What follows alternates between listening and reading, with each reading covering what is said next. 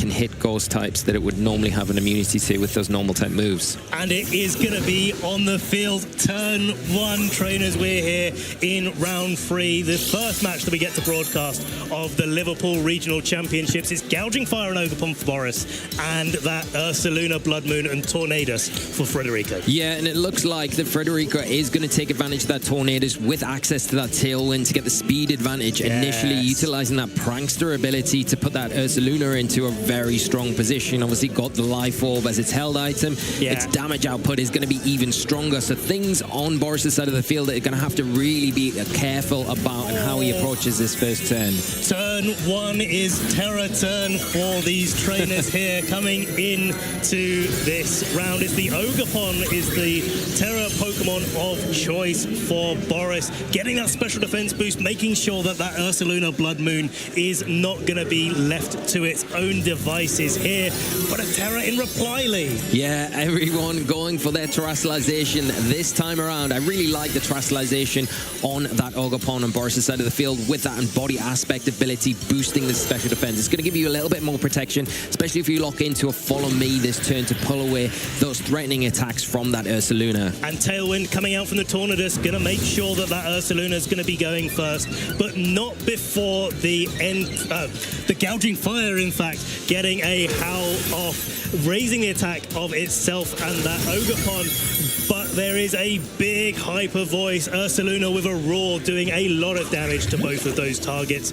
Ivy Cudgel, the follow-up from the Ogerpon, and Tornadus has been able to get the Tailwind up, but it is going to be going back to Federico. Tailwind on the field and a free switch in for Federico. Yeah, and that's one thing I think you make a really good point there. I don't think Federico minds the Tornadus going in this stage of the battle because, as you say, it gives him a free switch in for something fresh to come in and really take advantage of that Tailwind, which is exactly what you want after getting it set up. Now you've got the Blood Moon Ursaluna, it has Terastallized, it is going to be throwing out those big hyper voices. The Gouging Fire going to have to be careful of that this next turn. In particular, with that Urshifu coming onto the field, it is going to put a lot of pressure into that slot. So Boris is probably going to have to readjust here.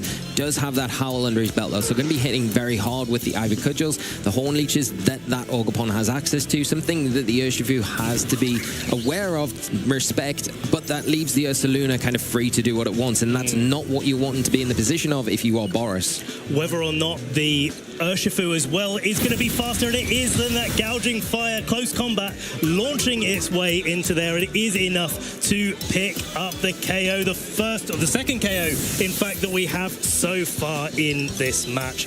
And it's going to be the Ursaluna. We saw it be speedier than the Ogerpon in that Tailwind environment.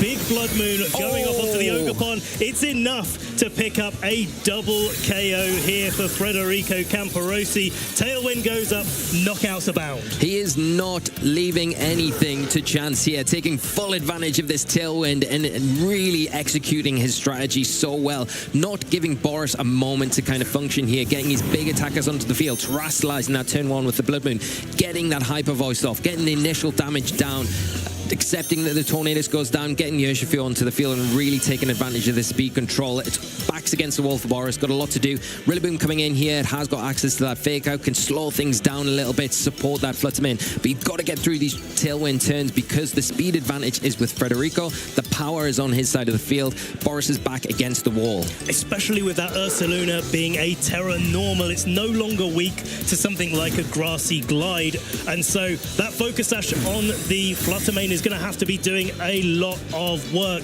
Urshifu on Federico's side, as well as the Blood Moon Ursaluna, wisely protecting in this situation, just removing Fake Out as a threat. One more Tailwind turn left to go for Federico, and then the speed dimensions will be back in Boris's favor overall. Yeah, and this might be all that Federico needs. Now he's used a turn in between the Blood Moon attacks because you can't use that consecutively together, but he's protected quite smartly with that Fake takeout there coming out, maybe giving the Fluttermane an opportunity to kind of start clawing this match back, but now able to lock in with that this next turn. Can go for the Fluttermane because of that ability. It is going to be able to hit that for super effective damage. It has got the sash there, but if you double up into that slot here, it could be enough to pick up the knockout on the biggest threat on Boris's side of the field. The first of the double ups go in. It's a grassy glide into that Ursaluna. A wicked blow in reply, taking Fluttermane all the way down to its focus sash, and a hyper voice will be enough to knock out that Fluttermane easily. Doing really good damage as well to that Rillaboom, taking it down to just above half of its hit points remaining, at a little bit of life orb chips coming in on that Ursaluna in reply. Now it's Rillaboom versus the free Pokemon that Federico has. It cannot protect because it's holding that Assault Vest. Yeah, really unfortunate, and you're looking like we're going to see a Wicked Blow be enough to pick up the knockout. The Grassy Glide coming out, not quite enough. Not opting for that. The close combat, though, locks it up for Federico, coming out at a fast, furious pace to take this Game 2, tying up the set, taking us to essentially a Game 3. Game 3 is always what we want to see in these sort of environments, and Boris taking a automatic win to get the first win of the set. Now Federico evening things up. It is tense, I'm sure, between these two trainers. Now the pressure is on. It doesn't matter what's happened before. These trainers are at one game apiece, and it's going to be this next game that's going to decide the set. Yeah, and if you are Boris, you've got to really be looking at what your options are coming into this next match. You've got to think that Federico's probably going to go down the same sort of lines as he went with in that last game, going for the Tailwind, getting the Ursaluna onto the field, utilizing the spread damage with that Hyper Voice, and then going for the big Blood Moon when the opportunity's right. What have you got if you're Boris to kind of come back with? You've got to look at things like the King Gambit here. It resists those normal type attacks, so gives you a little bit of stability in that situation where you can maybe take a few more attacks than something else that you know, that even with the special defense boost that the Embody Aspect ability gave the Ogopon, it wasn't quite enough to kind of get through the turns that Boris needed it to have the impact on his side of the field. When you look at the Pokemon that Federico has on his team, it's kind of, you look at it and you think, as we were before the match started, hey, is that Ursaluna really going to be coming to this match? And I think that's probably thrown Boris off a little bit, where maybe he was preparing for the 4 other Pokemon on Federico's side of the field. And that kind of changes your game plan quite a lot, because dealing with a Blood Moon Ursaluna is very different from dealing with any of the other Pokemon that Federico has on his side of the field.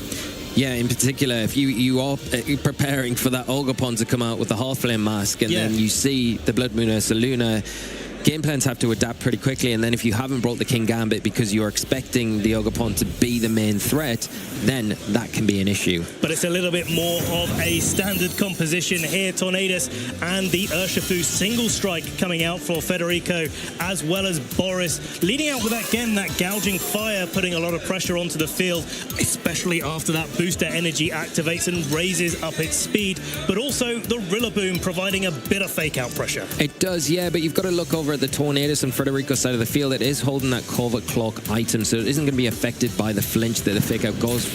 Going into that, maybe not noticing here as the Heat Crash does come out and double up into it. Is it enough? It is enough. It is critical hit, taking it down. Wow. There is no Tailwind up on the field, if I'm not mistaken there. Close combat in reply does a lot of damage to the Rillaboom, but Boris taking a key knockout straight away, turn 1. Coming out, that Heat Crash is such a powerful move that Gouging Fire has access to. Yeah, in particular when you get the critical hit as well, just to seal up that knockout, going for the double up into that slot, and really paying off here for Boris. Everything to do now for Federico obviously has got to be very careful around the Gouging Fire, as it has got access to that. Heat Crash can do some big damage, and we are going to see a reaction here and a terrestrialization coming into this next turn. It's going to be the Urshifu going for its Terror, and the Urshifu on this team is a Terra Dark, one of the more common Terra types for Urshifu single strike, just boosting up the damage of that Wicked Blow. Burning Bulwark, the new signature move of Gouging Fire we get to see for the first time here, but Federico not falling for that whatsoever, wanting to stop any grassy glides from that Rillaboom, going for a Sucker Punch into that, making the absolute correct call. control in the situation, and Blood Moon Ursaluna following up with a Earth Power that would be super effective into that new Pokemon. Yeah, I really like that play from Federico, because expecting maybe a Grassy Glide to come out and really giving that perfect protection for your Ursaluna that would take a lot of damage from the Grassy Glide, and just keeping it a lot more healthy going into this next turn. I think not getting kind of toyed into the trap of that Burning Bulwark as well, not attacking into that slot to avoid the burn, because the last thing you want with your Urshifu is to get burnt. You really want to make sure that those Wicked Blows, especially now you've terrestrialized, you've got that additional boost to your Dark type attacks, is going to be as powerful as possible. Now the Ogerpon coming onto the field, going to be a bit of a sitting target for that, and the Gorging Fire has to be careful about the Blood Moon that could be fired out from this Ursaluna, or even the Hyper Voice. We saw how much damage that did in the first game. Well, Urshifu's not going to be doing as much damage with its close combats going forward in the match, as Breaking Swipe launches out and does a little bit of extra damage to both of these Pokemon, but the Hornleech follow-up isn't enough to pick up the KO there on the Ursaluna. Ogerpon recovering a little bit of HP if it had any loss originally, but that Dark type.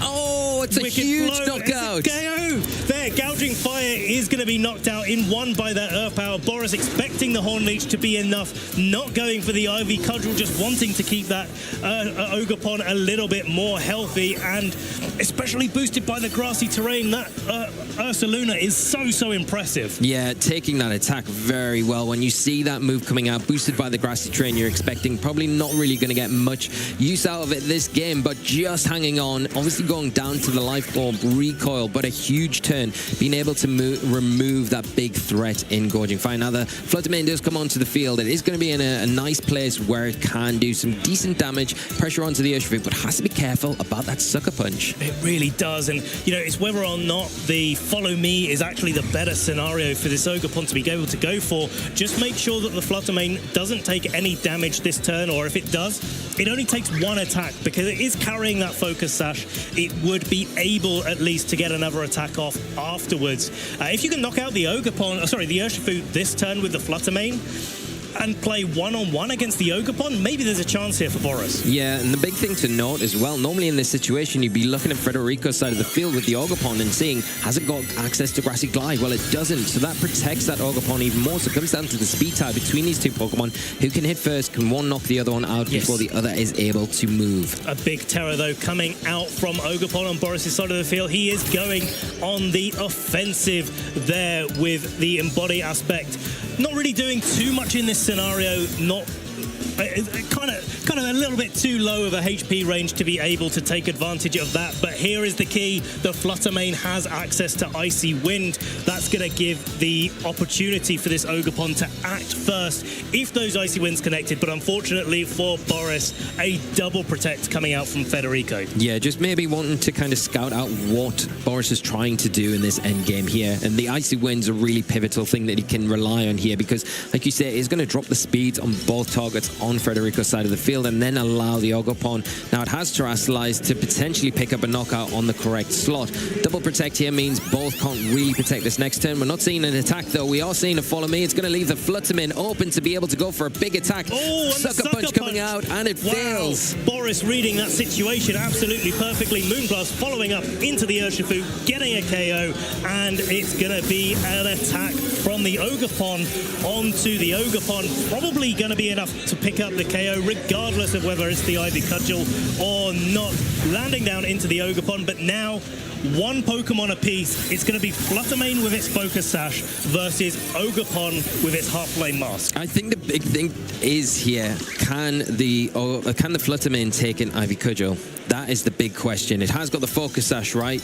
Can it knock out the Ogerpon in 2 hits? It's going to have to rely on the Shadow Ball. We're going to find out how much this initial one's going to do, Ben. Shadow Ball coming into the Ogerpon, doing just less than 50%. Doesn't get the special defense drop there. Ivy Cudgel landing its way into the Fluttermane, taking it easily down to its Focus Sash. Fluttermane in this situation going to have to be relying on those little bits of luck factor we were talking about earlier. Is it going to be getting a critical hit in this situation? No. Ogerpon hangs on. Ivy Cudgel, it only needs to do 1 HP's worth of damage to take the win in this situation. Federico coming back from a game loss.